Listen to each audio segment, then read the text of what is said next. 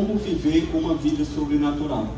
E hoje nós vamos falar sobre as condições, para começar, as condições para se viver esse tipo de vida sobrenatural. E eu queria que você abrisse comigo, como diz o pastor Pedro, tenho o doce privilégio de abrir no livro de Ezequiel, no capítulo 37. E todas as 3 mensagens que nós estaremos pregando serão exatamente nesse texto. Ezequiel 37, nós vamos ler dos versículos 1 ao 14.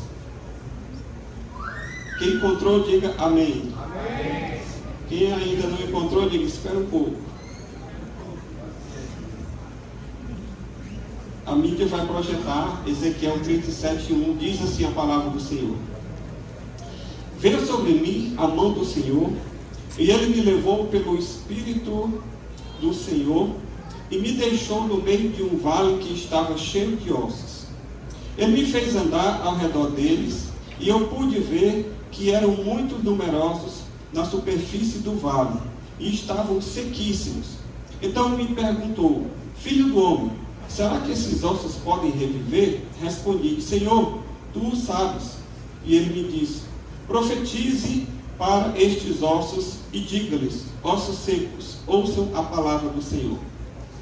Assim diz o Senhor Deus a estes ossos: eis que farei entrar em vocês o Espírito, e vocês viverão.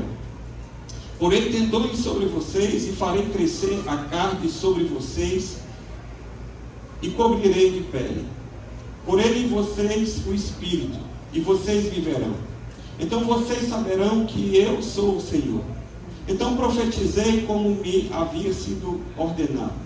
Enquanto profetizava, houve um ruído, um barulho de ossos que batiam contra ossos e se ajuntavam, cada osso ao seu osso. Olhei, e eis que apareceram tendões sobre os ossos, cresceram as carnes, e eles se cobriram de pele. Mas não havia neles o Espírito. Então ele me disse: profetize ao Espírito. Profetize, filho do homem, e diga ao Espírito: assim diz o Senhor Deus: venha dos 4 ventos, ó Espírito, e sopre sobre esses mortos, para que vivam. Profetizei como ele me havia ordenado. O Espírito entrou neles, eles viveram e se puseram de pé. Formavam um exército, um enorme exército. Então ele me disse: filho do homem, esses ossos são toda a casa de Israel.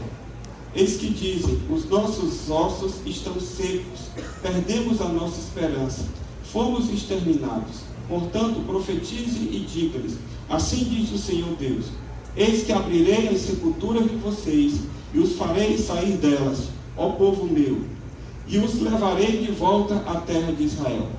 Vocês saberão que eu sou o Senhor, quando eu abrir as sepulturas de vocês, e os fizer sair delas, ó povo meu. Porém em vocês o meu Espírito, e vocês viverão. Eu os estabelecerei na sua própria terra, e vocês saberão que eu sou o Senhor. Eu falei, e eu cumprirei, diz o Senhor. Amado Pai, em nome de Jesus, eu quero te pedir que o Senhor traga agora cada mente e cada coração cativo ao conhecimento de Cristo. Repreenda, Senhor, ao mesmo tempo toda obra maligna, todo intento do mal contra, ó Deus, este momento, contra essa igreja, contra a administração da Tua Palavra, para que a semente caia em boa terra, possa produzir fruto a 30, a 60 e a 100 por 1, conforme o Teu propósito, e que cada vida saia daqui nessa noite com a certeza de que ouviu a Tua Palavra, em nome de Jesus. Amém.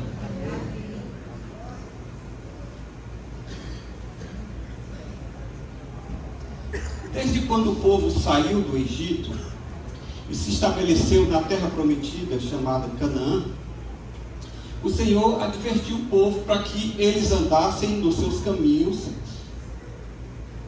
e que, em andando nos seus caminhos, eles poderiam habitar na terra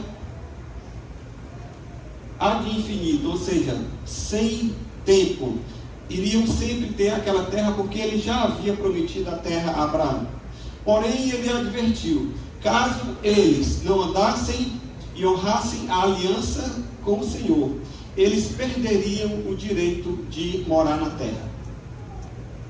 Isso você encontra lá em Deuteronômio 28:4, quando o Senhor diz: o Senhor os espalhará entre todos os povos da terra, de uma extremidade até outra.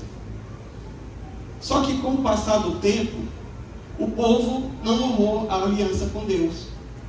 O povo começou, ao invés de ser luz para as nações, ser luz para os povos, começou a imitar os costumes dos povos vizinhos. E aí começou a adorar outros deuses, começou a andar fora do trilho da vontade de Deus e cumprir o propósito de Deus para ele como nação. O que é que aconteceu? No ano de 722, o reino de Israel já estava dividido em reino do norte e reino do sul. A população do reino do norte foi deportada pelo Império Assírio, que invadiu o reino do norte, que na época se chamava de Israel, com as 10 tribos. As outras 2 tribos, que formavam o reino do sul, o reino de Judá, também foi invadida no ano 587 pelo Império Babilônico. E assim o povo de Israel perdeu o direito de morar na terra, como o Senhor havia dito. E agora o povo estava exilado na Babilônia, vivendo como escravo. O povo perdera a terra, o povo perdera o templo, que era a sua referência de adoração a Deus, perdera a família, porque teve que separar a família, porque nem todos foram deportados, mas aqueles que foram deportados simplesmente foram separados de suas famílias. E o povo agora, exilado na Babilônia, chorava e se lamentava pelo acontecido. E a população estava em desespero, sem esperança, sem perspectiva, sem norte, sem rumo para a sua vida. E isso me lembra, às vezes, a nossa vida, porque muitas vezes nós também passamos por situações na vida em que a gente perde o rumo, em que a gente perde o norte, em que falta chão aos nossos pés, e que foi exatamente isso que aconteceu aqui. O povo então estava vivendo exilado na Babilônia, e o profeta Ezequiel estava vivendo lá também com eles. Então Ezequiel, ele não estava deitado na sua casa, no conforto da sua casa, quando ele teve essa visão. O Senhor trouxe a Ezequiel essa visão exatamente quando ele estava vivendo as mesmas agruras que o povo exilado estava vivendo. E o Senhor trouxe essa visão que nós acabamos de ver, de um vale de ossos secos, para mostrar a Ezequiel que ele poderia restaurar, ele poderia ressuscitar o povo, trazer vida àquelas pessoas que estavam vivendo sem vida. Então, ele quis mostrar que pelo seu poder, ele poderia fazer algo novo na história de Israel. E ele disse então a Ezequiel: Ezequiel, o que é que você vê? Ele disse: eu vejo ossos secos, muito secos. Ele disse: então profetize vida a esses ossos, porque eu vou fazer esses ossos reviverem, porque esses ossos, eles representam a casa de Israel. E assim como o Senhor traz vida ao povo de Israel, Ele pode trazer vida a você que está aqui também nessa noite. Amém? Eu não sei qual é o osso que representa a sua vida nessa noite, mas eu sei que o Deus que fez isso com Israel é o mesmo Deus que está aqui, porque nós servimos ao Deus de Abraão, de Isaac e de Jacó, o Pai do nosso Senhor Jesus Cristo, e Ele está aqui nessa noite. Amém? Glória a Deus. Então, Deus fez essa promessa de restaurar o povo. E essa promessa, pastor, ela se cumpriu? Se cumpriu. Em 538 a.C., o rei persa Ciro, vocês lembram, quem conhece um pouco mais de história bíblica, ele deu um decreto autorizando a reconstrução dos muros e a volta dos exilados.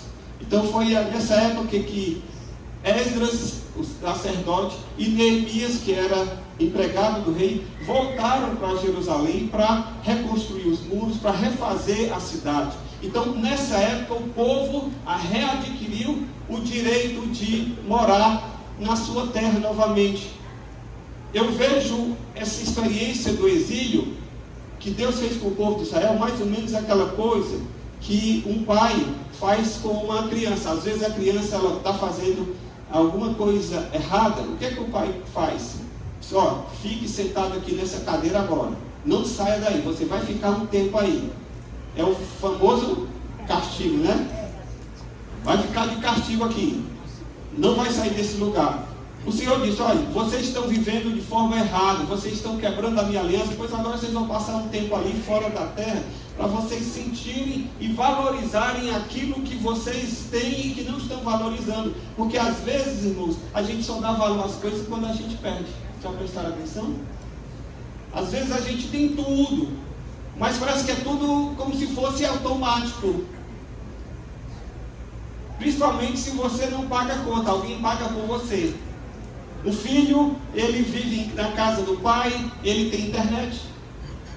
Quando chega na hora do almoço, ele não escuta, está na mesa. Aí ele vai lá na mesa, come. Quando ele quer sair, ele vai lá no guarda-roupa, pega uma roupa limpa. Tudo automático. Aí no dia que falta, está aqui no celular, sem conexão. Pai, está sem internet. Não é assim? Às vezes na nossa vida a gente tem as bênçãos de Deus e parece que trata com desdém e não valoriza, e só quando a gente perde é que a gente começa a se dar conta do quanto a gente tinha. Então deixa eu fazer um parênteses aqui na minha fala. Valorize aquilo que você tem. Amém? Valorize aquilo que você tem. Seja grato, desfrute, aproveite, honre, agradeça, porque isso não é automático. É bênção que vem do Senhor para a sua vida. Amém? Fechando parênteses. Então, em 538 a.C., houve o retorno, houve o decreto de Ciro, o povo retornou para a sua terra. Mas esse foi um retorno parcial, porque depois vocês sabem que Israel novamente perdeu o direito, foi expatriado, vieram os gregos, depois vieram os romanos, e somente em 29 de novembro de 1947, o Senhor cumpriu em definitivo essa visão que ele deu aqui a Ezequiel. Por quê, pastor? Porque nessa data, na Assembleia da ONU, da Organização das Nações Unidas, presidida por um brasileiro chamado Oswaldo Aranha, nessa Assembleia deu-se o primeiro passo para a criação do Estado de Israel. E a partir de então, Israel foi reagrupado e passou a viver novamente como nação, como Estado, como hoje é reconhecido pelo mundo todo. Amém? Glória a Deus. Queridos, isso que aconteceu aqui, nessa visão, que Deus trouxe a Ezequiel essa experiência de ter uma visão sobrenatural, essa mesma coisa pode acontecer conosco. Porque, como eu falei há pouco, Ezequiel estava lá vivendo junto com o povo, exilado da mesma forma. E assim como Deus visitou e trouxe essa experiência, que permitiu a Ezequiel ter essa visão, essa mesma experiência com Deus, de ter o sobrenatural de Deus na nossa vida, pode acontecer conosco, está acessível aos nossos dias. Por quê, pastor? Porque a Bíblia diz que Deus é o mesmo ontem, hoje e o será eternamente. Então, o que eu queria meditar com você a partir desse momento, depois de ter dado esse pequeno pano de fundo, para que você possa se contextualizar, é que o que foi que aconteceu com Ezequiel, para que ele pudesse experimentar esse sobrenatural de Deus na sua vida e consequentemente transmitir ao povo de Israel. Então volte comigo para o texto, no versículo 1. O texto diz que, em primeiro lugar, veio sobre mim o quê? A mão do Senhor. Se você quiser experimentar o sobrenatural de Deus na sua vida, você precisa viver debaixo da mão de Deus. Diga assim: viver debaixo da mão de Deus. Ezequiel só pôde provar isso porque ele estava ao alcance da mão de Deus, queridos. E a minha pergunta para você nessa noite é a seguinte: a que distância você se encontra da mão de Deus? Qual é o lugar que a mão de Deus está ocupando na sua vida e na minha vida? Saiba de uma coisa: a única coisa que nos afasta da mão de Deus, que impede o agir de Deus na nossa vida, é o pecado. Se nós cultivarmos o pecado da nossa vida, nós nos afastamos, porque o Senhor diz lá em Isaías que eis que a mão do Senhor, 59:1, não está encolhida para que não possa salvar, e nem o seu ouvido não está surdo para que não possa ouvir, mas as vossas iniquidades fazem separação entre vós e o vosso Deus. Então, o pecado na minha vida é a única coisa que me impede de ver o agir e o operar da mão de Deus na minha vida. Quantos hoje se encontram vivendo a sua vida afastados do alcance da mão de Deus? Como é que eu faço isso, pastor? Quando eu prefiro viver a minha vontade, ao invés de me submeter à vontade de Deus, por exemplo. Quando eu prefiro viver os meus próprios projetos, viver para a minha própria vida, para o meu próprio deleite, para o meu próprio conforto, ao invés de eu procurar ver quais são os projetos de Deus para a minha vida.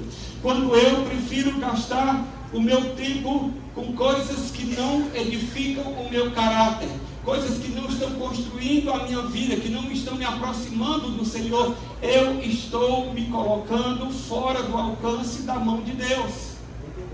E aí depois eu quero, quando as coisas não acontecem, quando as coisas não fluem, eu fico me perguntando: onde está Deus? Por que isso não está acontecendo? Por que o irmão A, B ou C, ele é abençoado e eu não?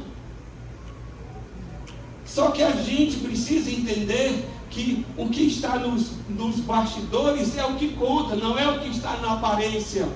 Amém. Hoje de manhã, eu estava tomando café e eu liguei a TV e estava passando o Globo Esporte Espetacular. E aí era uma entrevista falando de um senhorzinho de 81 anos que já tem câncer, Parkinson, e continua sendo professor de judô. E um aluno dele replicou uma frase que eu achei interessante, que aquilo ali foi um aprendizado para mim.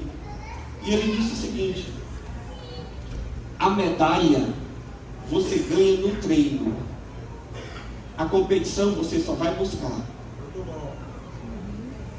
Entende? A medalha você ganha no treino, na competição você vai só buscar a medalha. O que é que eu quero dizer com isso? É que na nossa vida ela acontece nos bastidores. Quando a coisa vem à tona, a gente está só colhendo fruto. Amém. Às vezes a pessoa olha para alguém e diz assim: eu queria ser como o irmão fulano de tal, eu queria pregar como ele, eu queria ser como o pastor Pedro. Aí você olha o produto pronto, acabado aqui em cima, mas você não sabe o treino que ele passa, você não sabe o preço que ele paga, você não sabe aquilo que a pessoa, o processo da vida para poder a pessoa chegar onde está. Então muitas vezes, irmãos, nós queremos ver as coisas de Deus acontecendo na nossa vida, mas nós simplesmente não estamos treinando. Nós não estamos fazendo aquilo que é a nossa parte. E você precisa fazer a sua parte. Amém. Se você está vivendo hoje uma situação semelhante ao povo de Israel, uma situação em que você olha e só vê ossos secos na sua vida, em que você só vê situação difícil, você precisa se colocar ao alcance da mão de Deus, porque foi quando a mão de Deus veio sobre o profeta que a coisa começou a mudar de figura. Pastor, o que é que eu preciso então para eu me colocar ao alcance da mão de Deus? Primeiro, você precisa se submeter à vontade de Deus. O apóstolo Pedro, em 1 Pedro 5:6, ele diz: portanto, humilhem-se debaixo da poderosa mão de Deus, para que ele, no tempo oportuno, vos exalte. A pergunta é: há quanto tempo você não se humilha na presença de Deus? Há quanto tempo você não gasta um tempo da sua vida para ouvir a voz de Deus e discernir a direção. Você está correndo de um lado para o outro, você está fazendo 1001 coisas que estão ao seu alcance, mas você ainda não parou para poder ouvir a Deus. Você não parou para buscar a direção de Deus. E você fica muitas vezes feito barata tonta, porque são tantas opções, são tantas coisas que a gente fica atirando para todos os lados. Humilhe-se debaixo da mão de Deus. Por quê, pastor? Porque a mão de Deus, ela representa o seu poder. Deuteronômio 5:15, quando o Senhor vai falar que tirou o povo de Israel lá da escravidão do Egito, o texto diz que ele tirou de lá com mão poderosa. É a mão de Deus que faz algo na nossa vida. Primeiro eu preciso me humilhar debaixo da mão de Deus, para que eu possa ver essa mão de Deus me sustentando, me segurando e começando a agir na minha vida. Estar ao alcance da mão de Deus, irmãos, é poder contar com o seu poder ao nosso favor. Na Bíblia Sagrada, por exemplo, foi o poder de Deus que confundiu o povo rebelde na Torre de Babel. Foi o poder de Deus que fez Sara gerar um filho quando ela era estéril e já não podia mais ter filho. Foi o poder de Deus que mandou as pragas sobre o Egito. Foi o poder de Deus que abriu o mar vermelho. Foi o poder de Deus que derrubou as muralhas de Jericó. Foi o poder de Deus que fez o gigante Golias cair perante Davi. Foi o poder de Deus que livrou Daniel da cova dos leões. Foi o poder de Deus que salvou os jovens da fornalha, Sadraque, Mesaque e Abednego. Foi o poder de Deus que ressuscitou a Jesus dentre os mortos. Foi o poder de Deus que tirou os apóstolos da prisão. Você precisa estar debaixo do poder da mão de Deus.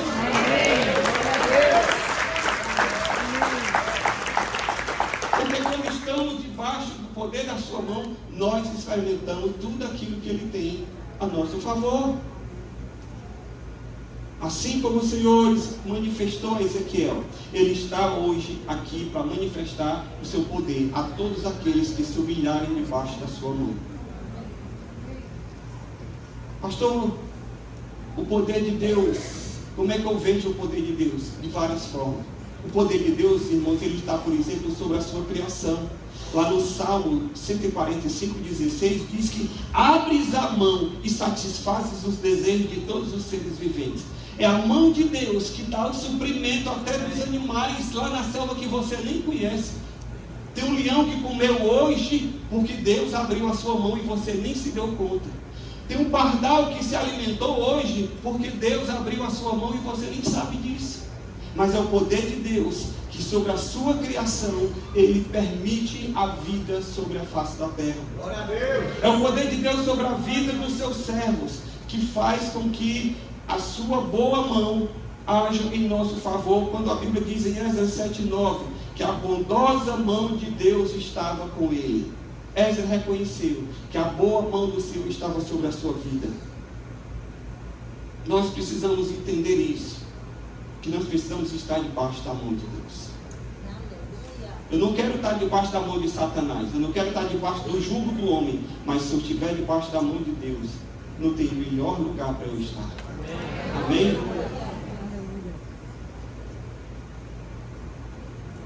Como é que eu sei, pastor, se eu estou vivendo debaixo da mão de Deus? Olhe para a sua vida. Olhe para a sua agenda.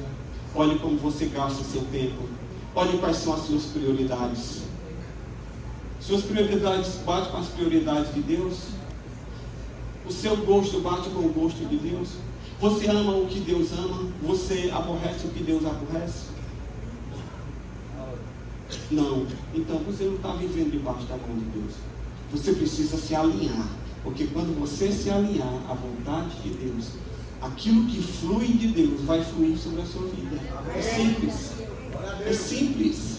Flui de Deus. O que eu preciso? Me alinhar. A bênção está caindo aqui, o chuveiro está jorrando aqui, eu preciso estar aqui.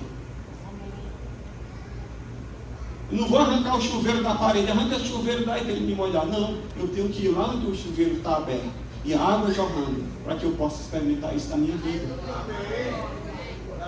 Segundo, se eu quiser experimentar o sobrenatural de Deus na minha vida, eu preciso ser guiado pelo Espírito de Deus. Diga assim: ser guiado pelo Espírito de Deus. Olha o que é que ele diz no versículo 1. E ele me levou pelo Espírito do Senhor. Tem outra versão que diz: e ele me guiou pelo seu Espírito. O que é que dirige a minha vida? O que é que dirige a sua vida? É a busca do sucesso? É a busca do aplauso? É a busca do prazer? É a satisfação pessoal? É como diz o povo, é buscar fazer o seu nome. Você está buscando fazer o seu nome? Eu preciso ser guiado pelo Espírito de Deus. Por quê? Por alguns motivos simples. Porque ser guiado pelo Espírito de Deus é um indicativo da condição de filho de Deus. Só é guiado pelo Espírito de Deus quem é filho de Deus. Amém. Romanos 8,14 diz: pois todos os que são guiados pelo Espírito de Deus são filhos de Deus. Só recebe a direção, só é guiado pelo Espírito quem é filho de Deus. Como filho de Deus, você pode ter certeza que você jamais vai estar à mercê da sua própria sorte. O crente não tem sorte. O crente não vive da sorte. O crente vive da direção do Espírito. Por que eu não jogo na loteria? Porque é pecado, porque é proibido, porque tem alguém me vigiando? Eu trabalho na Caixa, que é o local das loterias. Os meus colegas fazem bolão semanalmente. Joaquim, o bolão aí, estou fora. Nós vamos ganhar dinheiro e tu vai ficar trabalhando sozinho. Não tem problema não. Eu creio que eu vou prosperar por causa que Deus é quem me prospera. Eu não dependo da loteria. Amém?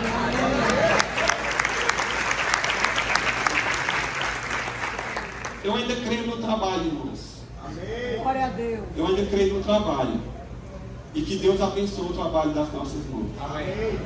Porque a loteria é uma ilusão. Ela joga com a ilusão das pessoas. Eu creio que se eu for guiado pelo Espírito de Deus, eu não vou depender de sorte, eu não vou depender do acaso. Vocês lembram daquela música? O acaso vai me proteger quando eu andar distraído? Lembram? Vocês sabem o que foi que aconteceu com o autor daquela música? Atropelado. Ele morreu atropelado. Acho que foi por uma moto, quando ele foi atravessar a rua distraído. Profetizou. E o acaso não protegeu. Sabe por quê? Porque quem protege a nossa vida é o Senhor. Eu estou sendo guiado pelo Espírito de Deus. Se você está sendo guiado pelo Espírito de Deus, você pode ter a certeza. Você não vai estar imune. Você não vai receber um atestado. Você não vai receber uma blindagem. Mas você pode ter certeza que independente da situação, o Espírito de Deus vai estar guiando você. Porque Jesus disse: eu vou para o Pai, mas eu não vos deixarei órfãos. Eu vou e eu enviarei o Espírito Santo. E Ele vos guiará a toda a verdade. Aleluia. Amém? Sabe o que é isso? É a garantia de um GPS espiritual. O Espírito Santo, quando você vai no Google, vai aqui, eles vire à direita, então vire à esquerda, faça o retorno a 300 metros. Não é assim? É assim. O Espírito Santo vai nos guiando, o Espírito Santo vai nos dirigindo. Por quê? Porque é promessa de Deus. João 16,13: Ele os guiará a toda a verdade. Eu preciso da direção de Deus até para fazer a obra de Deus. Por quê? Porque às vezes, irmãos, nós podemos fazer muitas coisas que Deus não mandou a gente fazer como igreja. O que nós precisamos como igreja não é ficar atirando para todo lado, porque nós não somos onde. Nós precisamos como igreja saber o que é que Deus quer para nós como igreja. E aí dizer: Senhor, usa-nos conforme a tua vontade, dentro daquilo que tu queres para a nossa vida. Amém. Você precisa ser guiado pelo Espírito de Deus. E muitas vezes a igreja dá para você os rumos, os nortes. Você está aí às vezes paradão, só assistindo o culto, sem saber, e perguntando: Deus, o que é que o Senhor quer para a minha vida? Aí o pastor Totinho chega aqui e diz: irmão, estou precisando de alguém lá no estacionamento. Aí você disse: isso não é comigo. Quem disse? Você pode começar pelo estacionamento. Fala, Deus. Ah, mas eu queria pregar. Amém. Então você chega para o pastor Pedro e diz: pastor, eu tenho um chamado aqui para pregar o evangelho. Ele disse: amém, glória a Deus. No próximo curso de pregação você vai, mas comece servindo ali pelo estacionamento. Amém. Vocês sabem do irmão que queria ser missionário?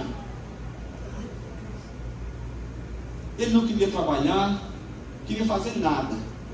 Ele disse: não, pastor, porque Deus tem um chamado missionário na minha vida. E ficava lá na igreja, não trabalhava nem secularmente, nem na igreja, vivendo nas custas da família. E aí ele um dia sonhou. Ele viu 3 letras, VPB. E aí ele chegou para o pastor e disse: pastor, descobri o meu chamado. Ele disse: o que é, meu irmão? Ele disse: vai para a Bolívia. Aí o pastor disse: irmão, acho que você não interpretou o correto a palavra. E o que é isso? Vai plantar batata. Porque você não está fazendo nada. Como é que você quer ir para a Bolívia, meu irmão? Você tem que começar a frutificar aqui e agora. Glória a Deus. Amém? Amém. Então, para fazer a obra de Deus, você precisa da direção de Deus. Você precisa que o Senhor dirija a sua vida. Pedro estava fazendo a obra de Deus e quando ele estava meditando a respeito daquela visão que Deus deu no lençol que tinha animais imundos e impuros, e o Senhor dizia: come. E ele disse: eu não posso.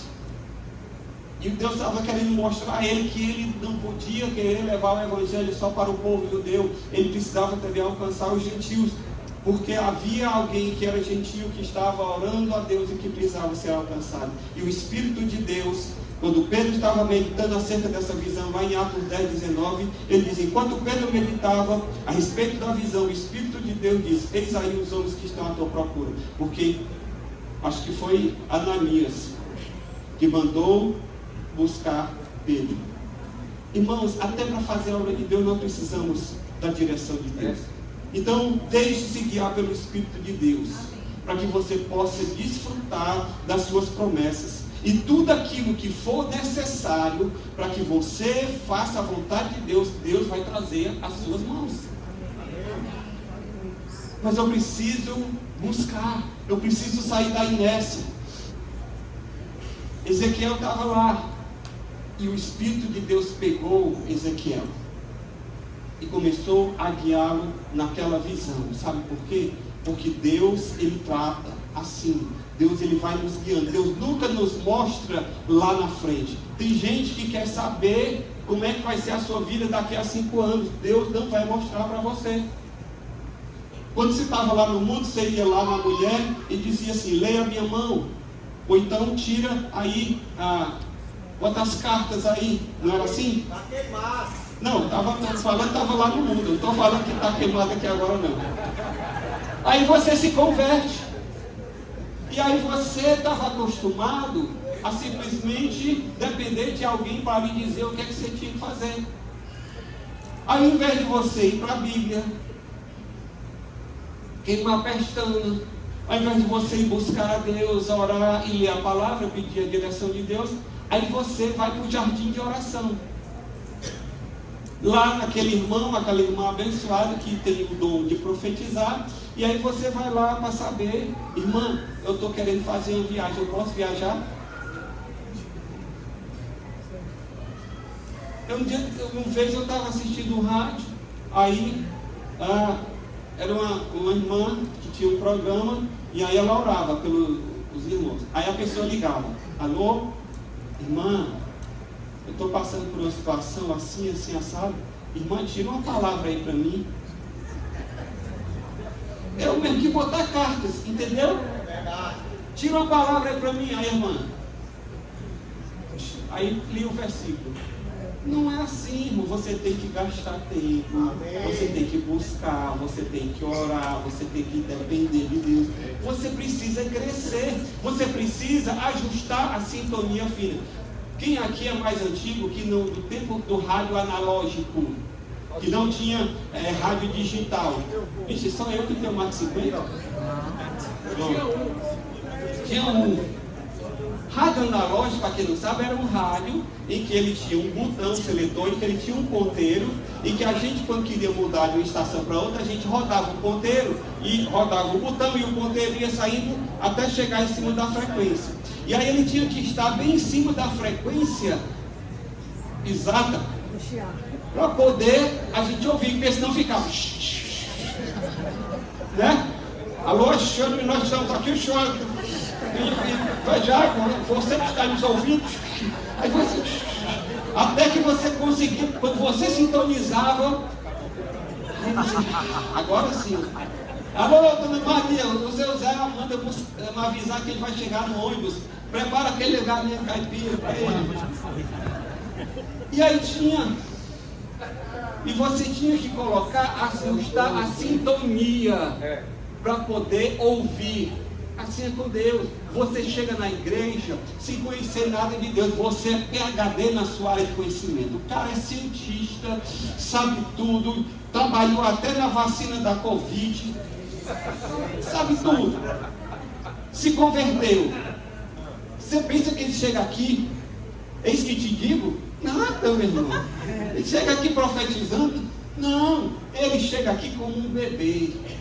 Espiritualmente ele é um bebê, e aí ele vai ter que entrar no ABC para entender, para começar a vida cristã. Por quê? Porque quando você nasce de novo, você é um bebê espiritual. Você não conhece nada de Deus, as coisas de Deus lhe são ocultas. Você precisa começar a se aproximar para conhecer e discernir, ajustar a sintonia do seu ouvido, porque você está cheio de ruído, cheio de chiado, e aí você precisa começar a tirar aquilo que são ondas, que não são as ondas que transmitem a voz de Deus, para que você possa ouvir a Deus. Amém. Entende? Glória a Deus. Então a pergunta é: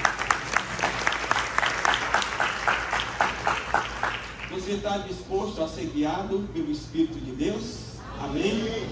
Se você quer viver o sobrenatural, você precisa preencher os pré-requisitos. Porque não é assim, ó. Não é a toque de caixa. Deus trabalha por processos. Deus não trabalha por atalhos. Deus não trabalha por atalhos.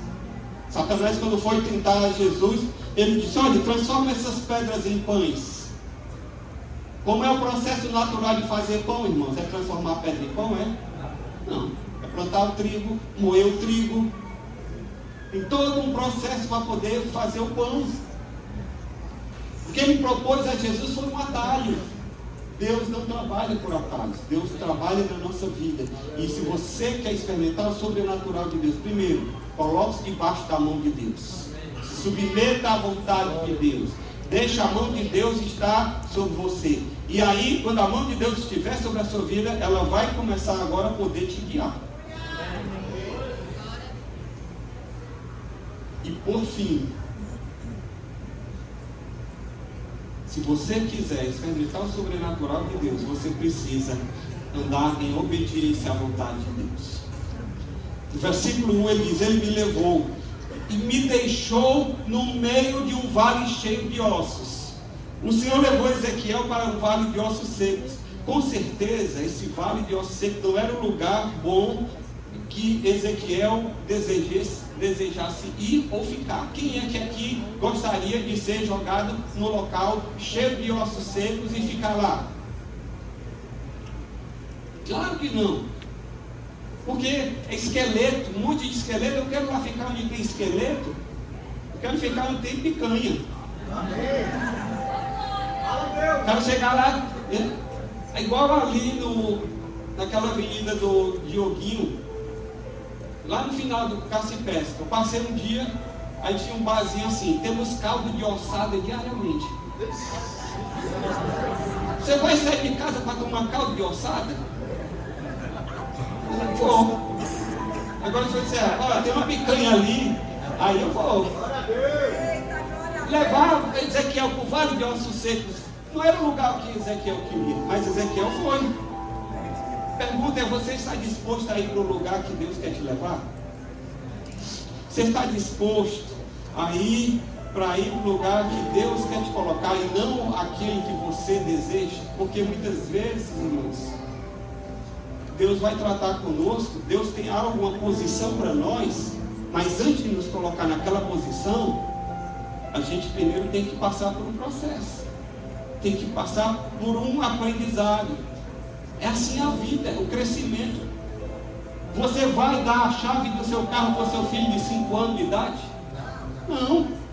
Por quê? Porque fisicamente ele não está habilitado a dirigir o carro, ele nem consegue ver o carro à frente, e nem ele tem a destreza, as faculdades mentais dele e juntamente a coordenação motora ainda não está apropriada para aquela responsabilidade. Então você precisa entender que o que Deus tem para você, Ele vai fazer, mas existe um processo e que você tem que se submeter a Ele durante esse processo. Você precisa andar debaixo da vontade dEle. Aleluia! Muitas vezes o lugar que Deus quer te levar é totalmente diferente daquele que você gostaria de ir, mas você precisa passar no teste da obediência. Aconteceu com Jonas. Jonas queria ir para Tarsis. Deus disse: Jonas, vá para Nínive. E o que foi que aconteceu? Jonas foi para Tarsis. E o Senhor disse: ei, rapaz, não é por aí não. Então eu vou te colocar aqui no ventre da baleia, para tu entender que tu precisa estar no lugar onde eu te coloco, não no lugar onde tu queres. E ele passou 3 dias lá no ventre do peixe. Pensa no cheiro bom. Mas ele aprendeu que ele precisava estar no lugar que Deus tinha para ele e fazer aquilo que Deus determinou. A Bíblia diz que o justo viverá pela fé, e aquele que recuar, a alma do Senhor não vai se agradar. O que é viver pela fé, pastor? Viver pela fé é viver no caminho da obediência e não da conveniência. Eu tenho que estar disposto a obedecer a Deus quando não me for conveniente. Às vezes a pessoa diz assim: Deus, eu quero saber a tua vontade. Deus, quando revela a vontade, ela diz: não, mas não era isso que eu queria. Pastor, por que Deus quer que eu ande pela obediência e não pela conveniência? Porque Deus está mais preocupado com o meu caráter do que com o meu conforto. Mais preocupado em edificar o meu caráter do que me proporcionar conforto. Porque o conforto é uma situação provisória, vem e vai. Caráter é algo permanente. Como o pastor disse aqui hoje, pessoas semelhantes a Jesus. Deus quer pessoas semelhantes a Jesus. Você está aqui porque você ainda não, Deus não te levou quando você se converteu, porque Ele está tratando com a tua vida. Há algo que Ele quer tratar com você. E enquanto você não aprender todo o processo de Deus aqui, você é indestrutível. Sabia? Ninguém vai tirar a tua vida. O salmista diz lá no Salmo 139: diante de ti todos os meus dias estão contados na presença de Deus. Deus sabe qual é o dia em que você vai.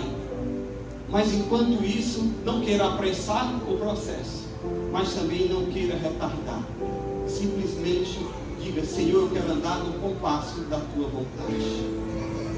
Porque se assim fizer, você vai experimentar o sobrenatural de Deus para a sua vida. Muita gente não quer andar no vale, porque vale, às vezes, no vale é sinônimo de coisa ruim. Não, nem sempre você vai estar no vale da sombra da morte.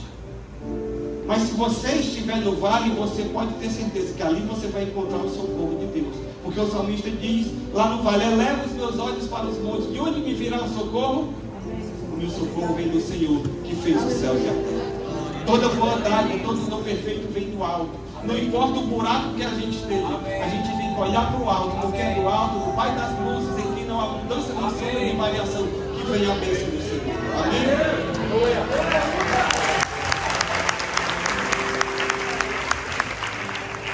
Colossenses 3:2: pense nas coisas do alto e não das que são daqui na terra. Mantenha o seu foco em Deus. Aprenda a buscar a sua solução em Deus e não a depender do homem. Vamos ficar de pé na presença do Senhor.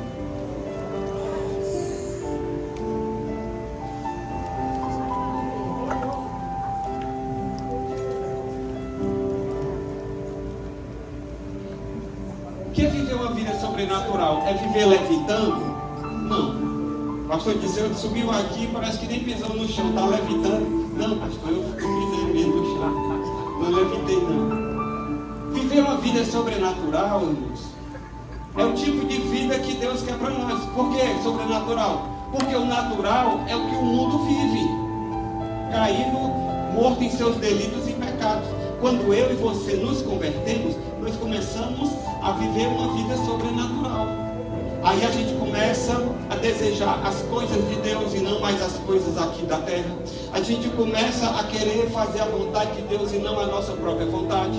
Quando a gente vive a vida sobrenatural, a gente começa a se diferenciar do resto do mundo. Às vezes as pessoas olham para os crentes e dizem, ser crente é não beber, não fumar e não jogar? Não. Eu sempre brinco, digo, lá em casa eu tinha um cachorro que não fumava, não jogava e não bebia e não era crente. Então não é beber, não fumar e não jogar. Ser crente é diferente. Ser crente é você anelar o que Deus anela. É você ter o coração em Deus. Aquilo que agrada o coração de Deus passa a te agradar. E aquilo que Deus aborrece, você passa a não ter interesse por aquilo. Isso é viver a vida sobrenatural. Não é você andar vendo anjo e aqui, ali, lá, vendo demônio, expulsando demônio, levando ao Pai, foi um demônio. Uma vez eu estava na escola bíblica dominical e o professor, na época eu era adolescente, ele disse, irmãos, estou em batalha espiritual, domingo passado. Eu disse, o que foi? O cara tinha um Chevette hatch em 1977 a álcool. Que quando é de manhã você tem que começar a ligar meia hora antes, que fica né? Aí ele disse que um dia foi pregar, chegou na hora de ligar o carro, aí foi ligar, o carro não pegava. Ele disse que tinha um demônio dentro do carburador. Eu disse, não, meu irmão, é porque o carro não estava legal. Viver a vida sobrenatural não é você ficar vendo demônio em tudo quanto é canto. Viver a vida sobrenatural é você deixar o seu eu de lado para dizer, Senhor, se faça a tua vontade, que tu cresça e eu diminua. Amém? Essa é a vida sobrenatural que Deus quer para mim e para você. E essa vida que você está sendo desafiado a viver. Primeiro, deixe-se estar debaixo da mão de Deus. Seja guiado pelo Espírito de Deus e ande na vontade do Senhor. Eu queria desafiar você nessas próximas 2 mensagens que a gente vai estar pregando. Vamos continuar para dizer, Deus, eu quero viver uma vida sobrenatural. Ezequiel teve essa experiência do sobrenatural no meio do exílio, quando não havia esperança. Talvez você esteja aqui hoje também numa situação não de exílio, mas também numa situação difícil. E o Senhor está dizendo para você, ei, venha para cá, se submeta aqui debaixo da minha mão. Deixe-se guiar pelo meu Espírito e você vai ver o que eu posso fazer na tua vida. Amém?